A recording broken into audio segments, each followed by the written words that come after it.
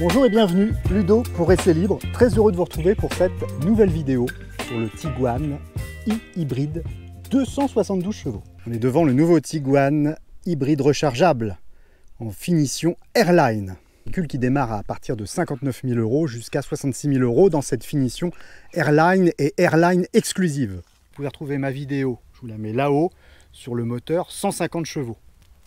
Si ça vous intéresse, si vous n'êtes pas fan de ces versions plus puissantes, eh bien n'hésitez pas à aller voir cet essai détaillé sur le 150 chevaux. Un pare-choc noir laqué nid d'abeille, un logo Volkswagen qui n'est pas rétroéclairé comme la Golf, une signature lumineuse qu'on va voir tout à l'heure, je vous l'allumerai. Il a quand même un petit côté baroudeur parce qu'il est surélevé. Vous verrez quand on est assis à l'intérieur, on est assis de facto par défaut assez haut, même quand on règle son fauteuil tout en bas. Et d'ailleurs, vous voyez la garde au sol qui est quand même assez importante. On est chaussé là en 255 40 R20, donc grande taille de roue. Best-seller pour Volkswagen qu'on a vendu vraiment beaucoup depuis sa création. On en est à la 3e génération. Là, du coffre, vous allez voir, alors certes il est un peu amputé par la version hybride, mais il nous reste encore pas mal de place. Vous voyez que là, la batterie qui prend un peu de place dans le coffre, mais ce qui laisse en sous-bassement quand même quelques petites places pour ranger toute la câblerie. Fermeture assistée. Un recharge avec une recharge rapide également. Ça c'est important. On a du 11 kW et du 50 kW. Vous rechargerez en rapide en 26 minutes, alors que par la prise normale c'est plutôt 2h30. Voilà. Donc ça c'est une progression effectivement sur cette motorisation hybride de 2e génération. Vous voyez la signature lumineuse, c'est bandeau de LED sur l'avant, clignotant à défilement à l'avant, des feux Matrix LED et derrière des feux IQ Light avec le clignotant à défilement et cet éclairage qualitatif comme toujours dans le groupe Volkswagen. Allez, on va regarder le cœur du système de manière surprenante de Saint-Vérin, et ça c'est important. Pour avoir essayé la même motorisation sur une Golf, eh bien on n'a pas de Saint-Vérin, mais vu le gabarit de la voiture, on a encore de la place.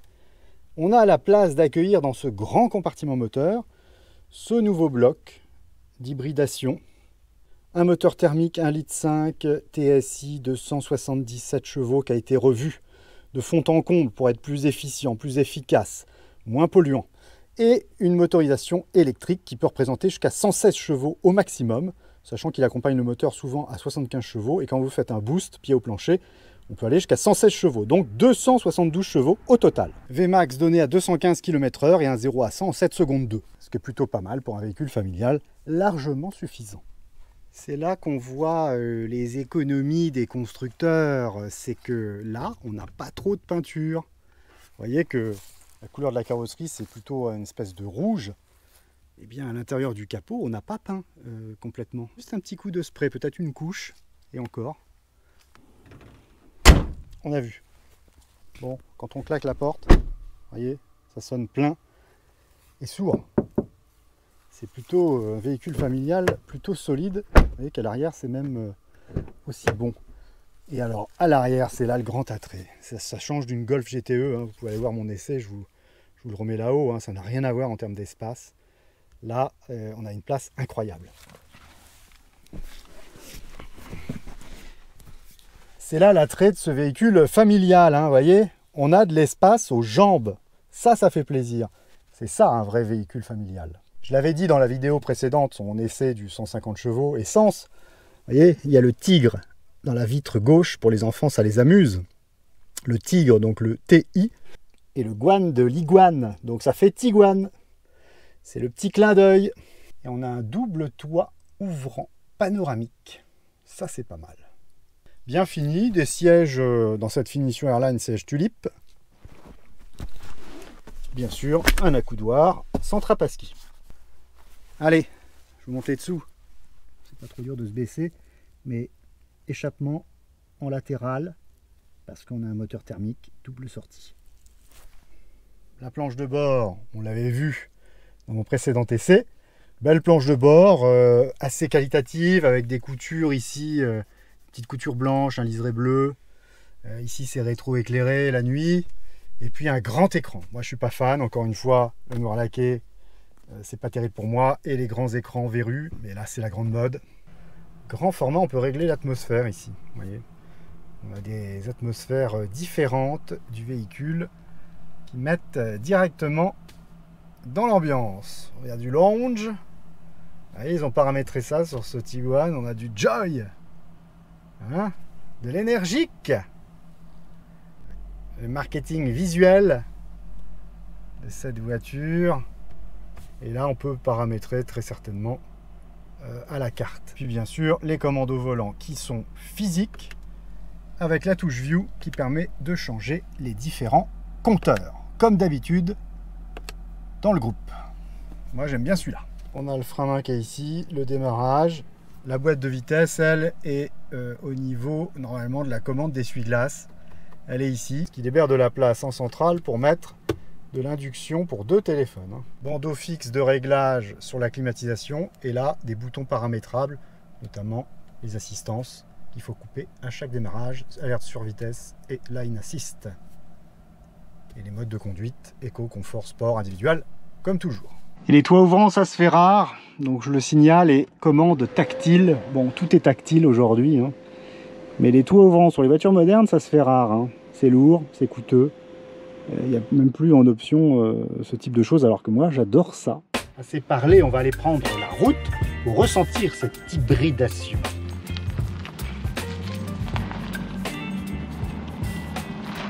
Je montre les compteurs en action. On a également un affichage tête haute, je ne sais pas si vous le verrez bien ici, en démo. La conso est dépendante de comment vous roulerez, mais on peut rouler plus de 100 km en 100% électrique. Et ça c'est vraiment pas mal. Ça devient le standard dans les véhicules hybrides rechargeables, et ça peut prendre le pas sur un véhicule 100% électrique, parce que vous avez une grande autonomie. Vous pouvez aller au travail, aller-retour, quasiment, sans recharger. Et laisser chez vous sur la prise pour la nuit. Et ça, c'est intéressant. C'est-à-dire en 2h30, ça sera chargé. Quand vous avez besoin pour partir en vacances, pas de stress avec les bornes électriques, puisque vous n'êtes pas obligé de recharger. Boîte de vitesse 6 rapports qui fait correctement son job. Et on a là, même en mode 100% électrique, les 6 rapports qu'on peut passer en manuel également. On repasse un coup de D pour passer en automatique. Pour moi, c'est certainement la motorisation hybride qui va remporter le vœu des clients à l'avenir, parce que ça permet de rouler en 100% électrique et ça permet aussi d'avoir l'autonomie du thermique. On a les deux couplets, ça réunit un petit peu le meilleur des deux mondes. Même s'il y en a qui vont me dire ça pèse lourd et que du coup c'est compliqué pour les consommations, bien pas du tout. Parce que même sans électricité, le véhicule ne consomme pas énormément, on est un peu plus de 5 litres. Il a de bonnes qualités, ce Tiguan. C'est pour ça qu'il s'est vendu depuis maintes années, avec sa place pour les familles. On sent un petit peu qu'on a des grandes roues de 20 pouces et qu'on peut aller barouder un petit peu. Ça reste assez bien suspendu, ces affaires-là. La position de conduite est assez bonne, on la trouve assez facilement, avec des sièges baquets qui maintiennent bien. Mais en 100% électrique, bien sûr, c'est le silence de fonctionnement, bien entendu. C'est très cool, très calme.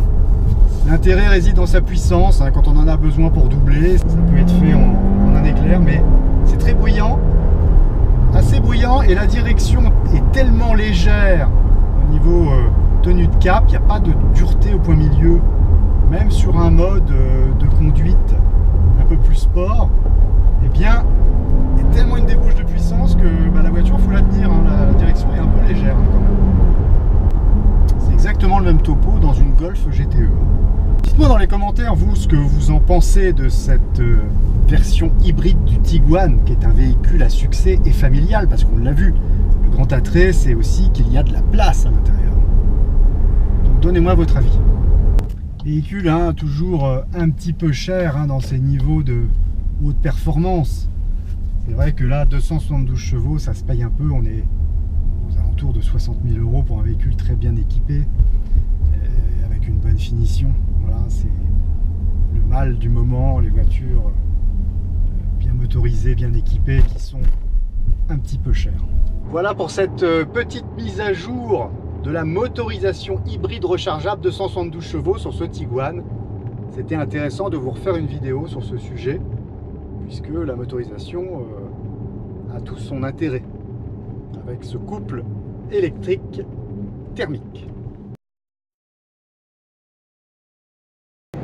Et oui, le diesel n'est pas mort. Son agrément est toujours là. Et il est très intéressant d'en conduire encore aujourd'hui. Franchement, pour les gros rouleurs, il n'y a pas meilleure alternative que ça. Alors le diesel aujourd'hui n'est plus en ordre de sainteté par rapport à ses émissions de NOx. Mais très sincèrement, à l'agrément, c'est toujours aussi agréable à conduire quand même. Donc à vitesse stabilisée, 110 km/h, c'est à la fois économique et en même temps silencieux. Voilà le Travel Assist qui se régule par rapport à la voiture qui vous précède. Vous voyez, je vais vous montrer, il gère le volant tout seul, comme on a vu sur les autres modèles. Et en même temps, alors il veut les mains sur le volant. Il veut les mains sur le volant forcément, et vous voyez, on voit le trafic en temps réel. La même chose que je vois sur l'écran et dans la vraie vie.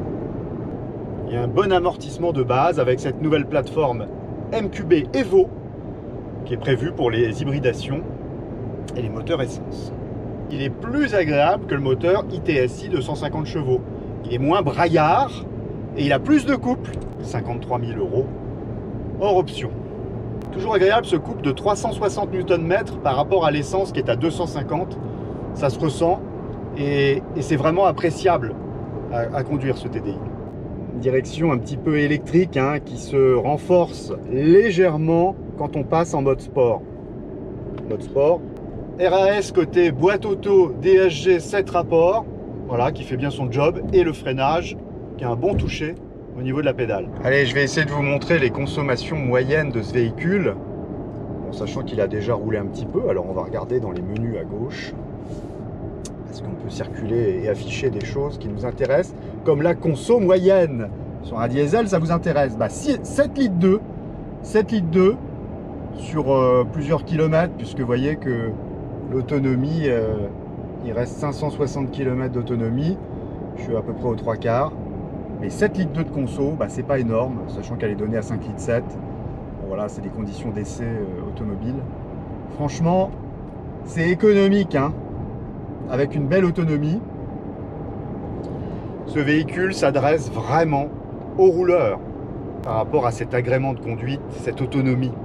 Pour moi, le diesel reste encore intéressant, malgré ce qu'on peut en dire et malgré l'effet bête noire qu'on lui donne aujourd'hui. Un petit peu d'éclairage la nuit, ça permet de voir l'éclairage sur les bandeaux, sur les côtés. Franchement, ce Tiguan TDI 150 coche toutes les cases. On est dans le cœur de la gamme. Bon agrément de conduite avec ce moteur. Bonne qualité de finition. Il a été bien retravaillé au niveau du CX. Pas grand chose à dire, ça fait le job. Vraiment, ça fait le job en voiture familiale. Voiture intéressante. Si vous avez aimé cette vidéo, n'hésitez pas à laisser un petit pouce pour le soutien à Essai Libre. Si vous n'êtes pas abonné, c'est une vidéo tous les dimanches matin avec son petit bol de café. Donc n'hésitez pas à le faire en activant la petite cloche pour être au courant des futures vidéos. Essai Libre, c'est des voitures récentes comme celle-ci, ou c'est aussi des voitures anciennes avec des proprios qui viennent en parler avec passion. En attendant, on continue de vivre sa passion et on se donne rendez-vous dimanche prochain pour une nouvelle vidéo. Allez, bisous, ciao! Giving me wind and rain. You're some kind of butterfly.